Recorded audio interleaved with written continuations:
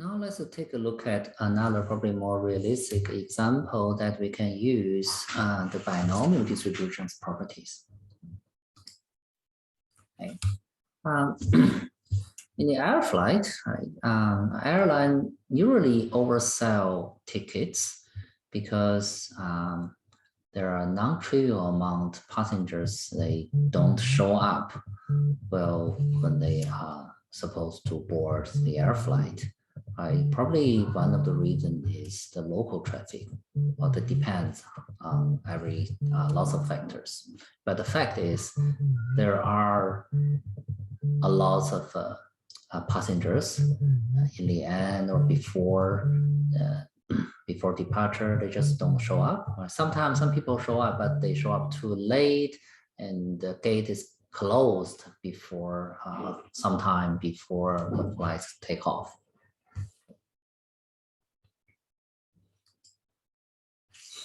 Let's look at this particular question. Right? For example, particular air flight type 777 Boeing. It carries 396 passengers.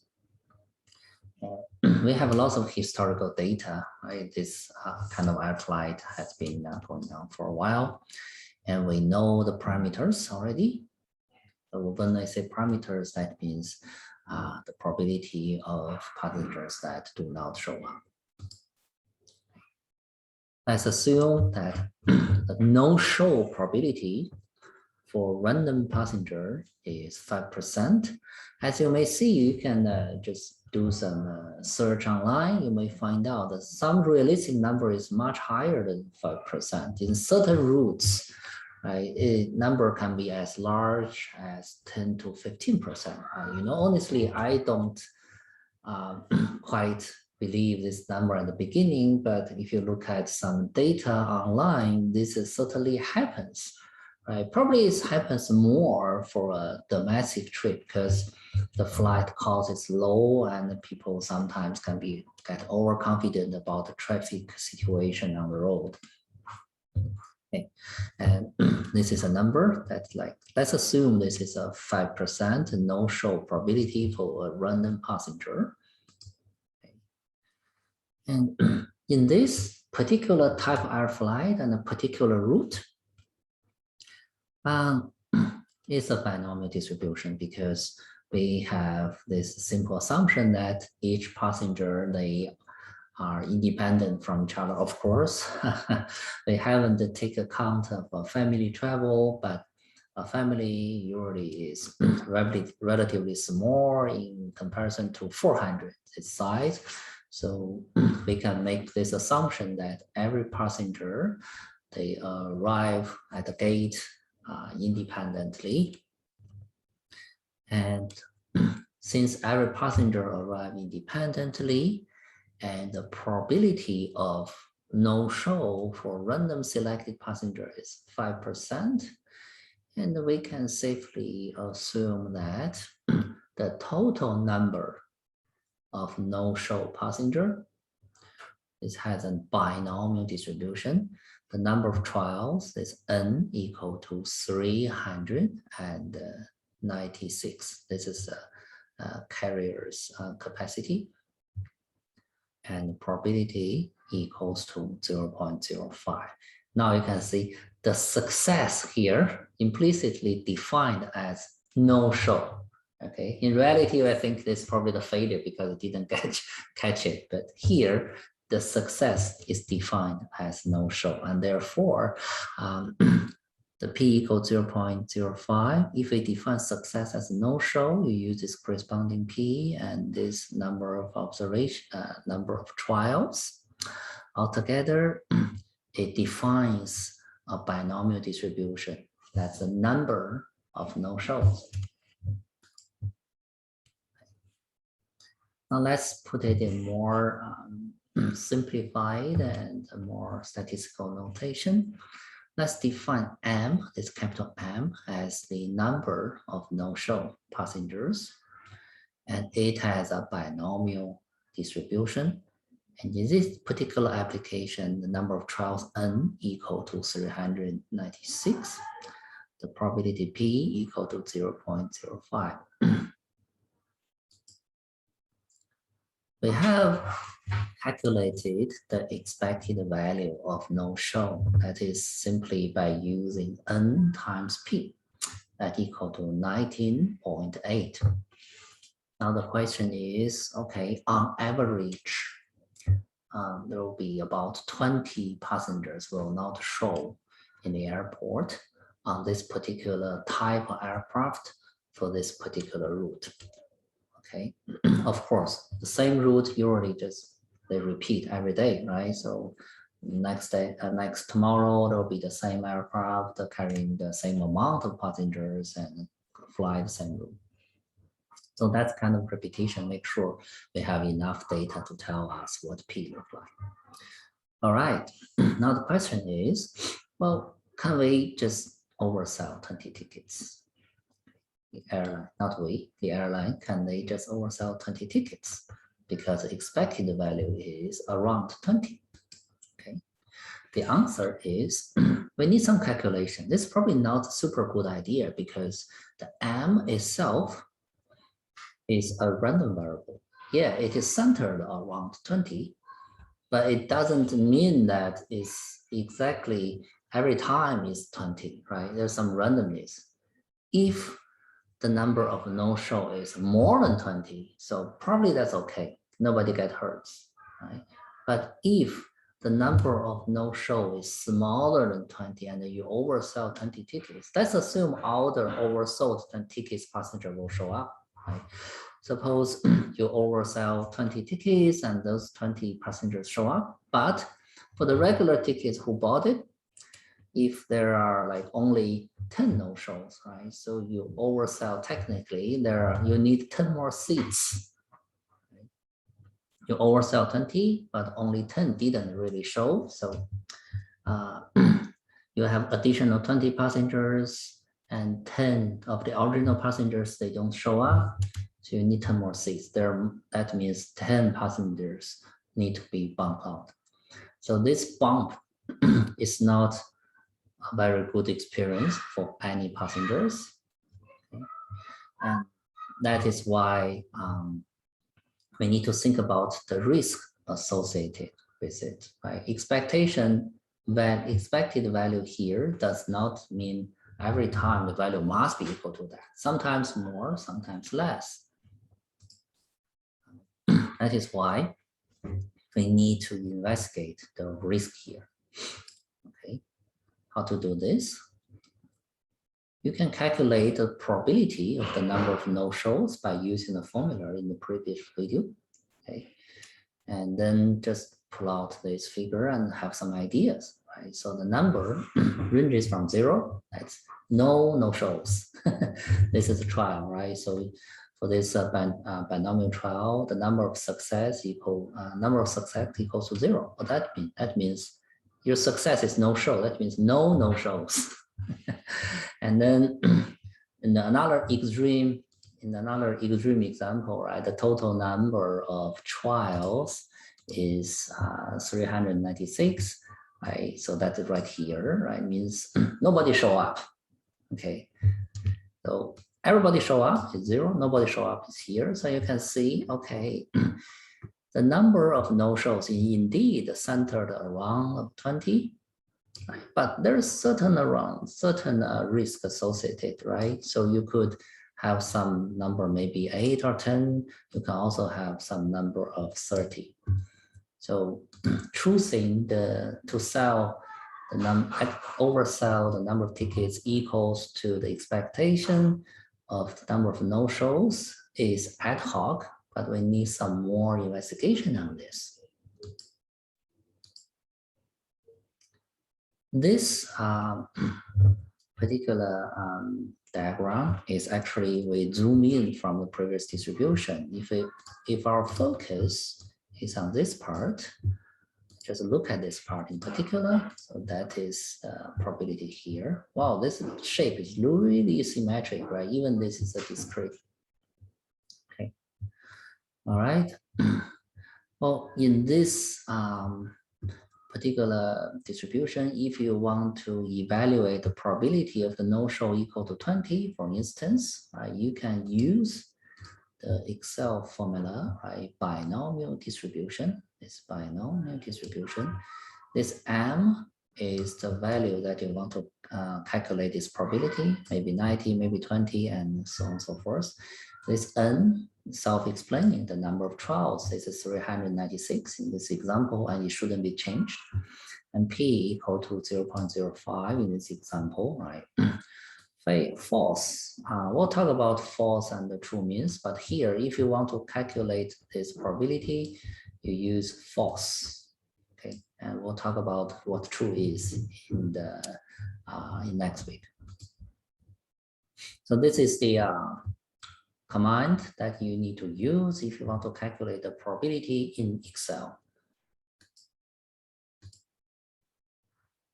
All right, so here's our question. Okay. The airline need to choose a number X, that is number you oversell. And we know we're not confident about using fixing X as the expected value of this binomial distribution because we know there is a risk. Okay. So for simplicity, let's assume that every oversold tickets passenger will show up, right? Otherwise, there's another distribution. It's kind of complicated. Now, one question will be, we don't want to bump any passengers because it's bad for the airline's reputation and also it's bad for the passenger experience. So we're going to choose X such that there's at most 1% chance to bump a passenger. Okay, so 99% or more chance that we don't bump anyone. So if we translate it into a QM1 language, right, let's look at event bump means. The event of bump, that means more passengers than seats on the aircraft, right? That means the number of no-show is less than the oversold tickets, right? If you oversell 10 tickets, and the number of no-show is 11, that's okay. Actually, when the air flight take off, there's still one vacant seat there because 11 no-show. Right? But if there are only 9 no-shows and you oversell 10 tickets, the 10 people are fighting for that 9 seats. You have to bump one person. Okay? So that is the bump mean. Okay? So the event bump can be translated to the number of no-show is less than the oversold tickets. And mathematically, the number of no-show is M, we just defined it. And the oversold ticket is the X variable that we're going to choose. So this is the event that bump. And we want this probability to be less than 1% or equal to. So this is the mathematical question that we're dealing with. So what to do it now in Excel, right? I calculate the probabilities, right? That's the no-show equal to 0, that's everybody show up. No-show equal to 1, and so on and so forth, the probabilities by using the command that I posted a few slides ago. Okay. The first is the value of no-show at M. The second is the probability with that probability M. And the right is the 2 cells, it's the sum of the first few cells. That means the probability of less than or equal to a particular value. Now let's look at some details here, right?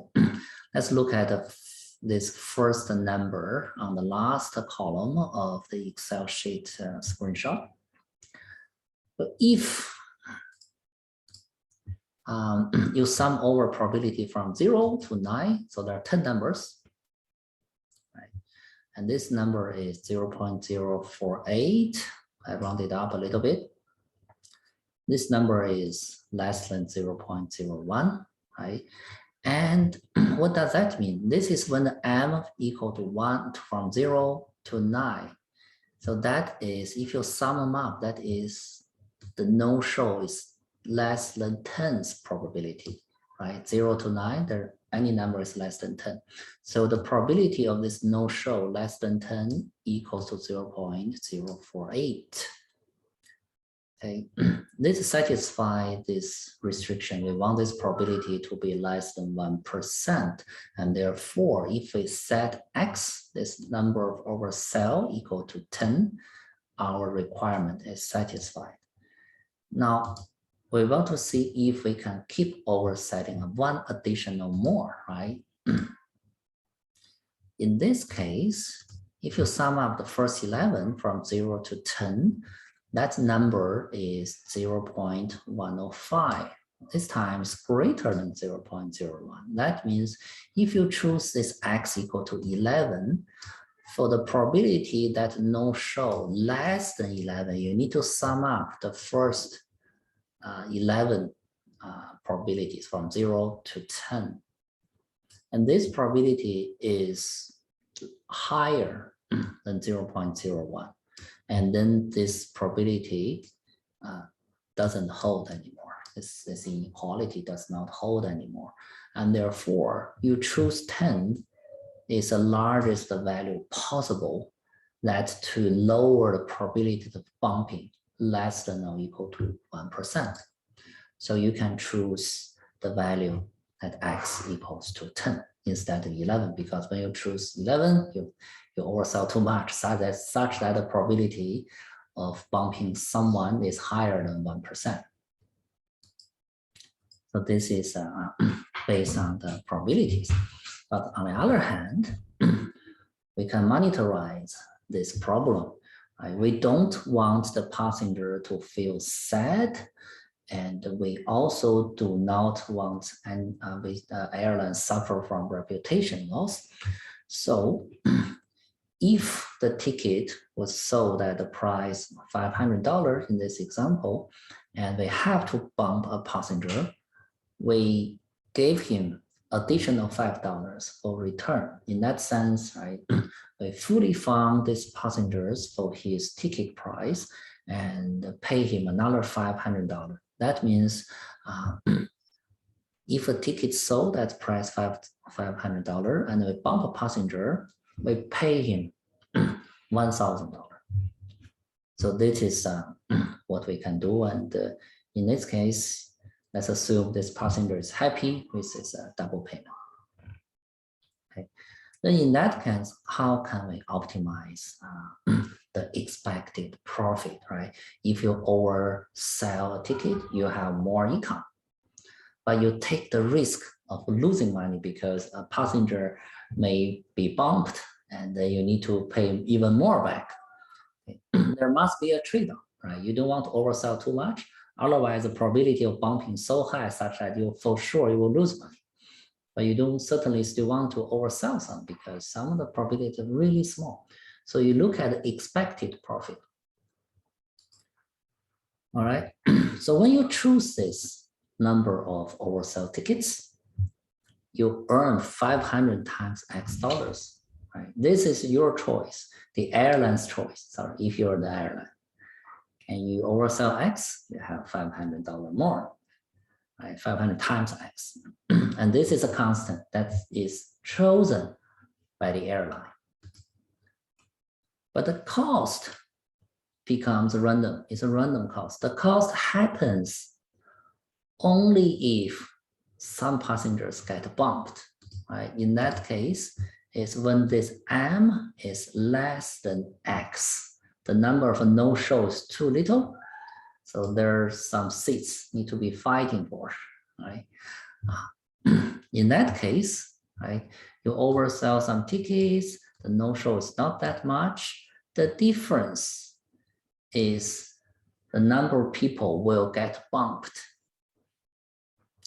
And you need to pay each person by $1,000, and this part is the random part.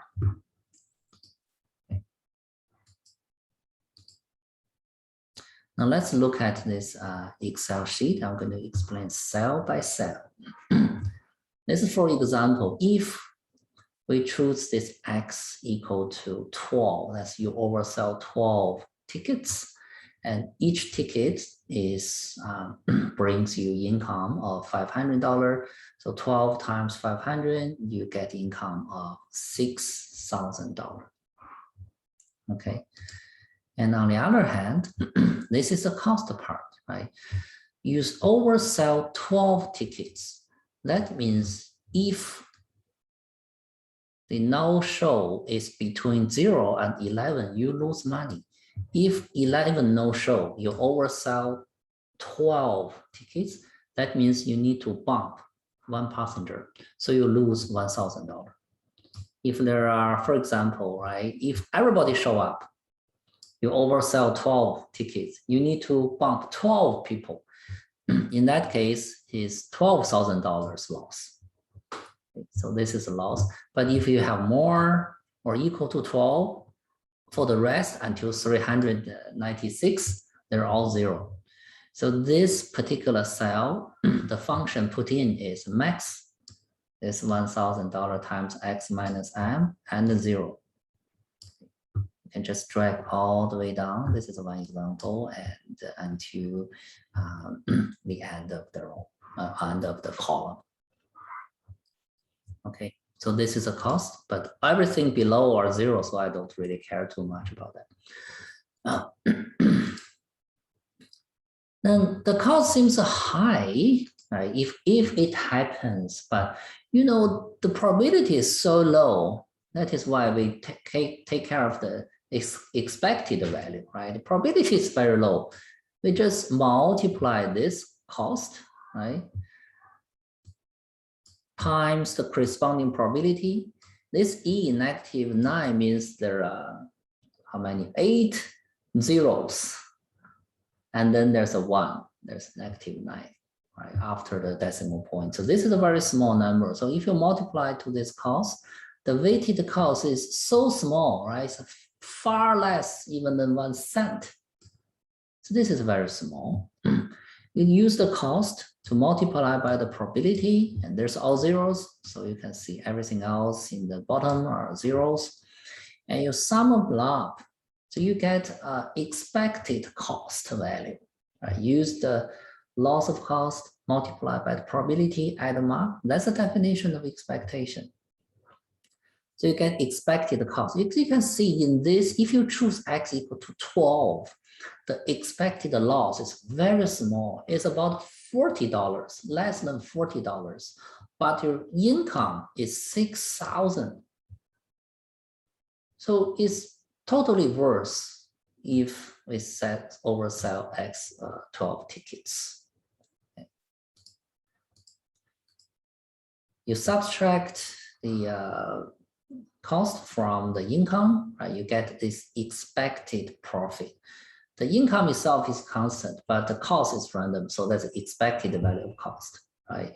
So your final profit is income minus the cost, and therefore cost is random. So the profit is also random. So we say the expected profit is about 5,900 and so on. So this is pretty high, right? So we probably should keep selling additional one. So you try different value of x here, right? You try different value of x until 30. You see this particular trend. If you don't sell, of course, 0 additional profit.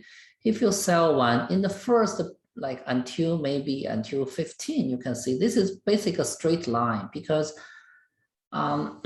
you basically don't incur any cost in terms of the expected value, right? So of course you have no show, you have paid $1,000 to that particular person, but the cost is low when the probability is low. So in the first, before 15, right? So it's quite reliable that it's unlikely the no-show is less than 15 altogether even. So the only thing that help this increase is because you oversell tickets. One more ticket, about $500 more, so you can increase. But once it keep going and you see the curve has been flattered because now there's a non-trivial probability for people for the no-show. And when the no-show probability is quite large and you may have bumps, right? When you have these bumps happening, you will lose the expected cost is increasing.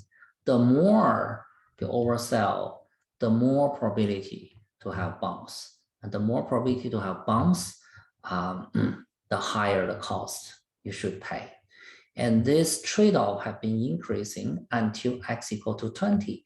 And then the expected profit will falling. This because you increase the oversell is too many, such that the probability of having a bump is non-trivial and the cost you pay is higher, begin to be higher. Additional cost that you pay is higher than the income, right? Because for every bump happens, you need to pay 1,000 instead of your income is only 500. So this expected profit will fall. And if you check the Excel sheet, I will attach, you see the largest value is 20. So luckily we can choose at expected value, right? The expectation of no-show is 19.8. So we choose 20. It turns out it is indeed also a good choice because it maximizes expected profit. But this probably just coincidence, because if you compensate the passenger $2,000 instead of 1,000, you can get a similar plot, but you may see the curve begin to turn down earlier than 20, right? In the beginning, if you set 1,000 compensation, right, the good part, the best part value is around 20. But if you compensate more, that means your cost is supposed to be more. In that case, if you see the 20 is already in the declining part, right? So the maximum value, if you compensate the passenger, the bump passenger for $2,000 is at 17. So it all depends, right? Based on the cost, based on probability of bump, right? Also based on the income that brings if you oversell a ticket.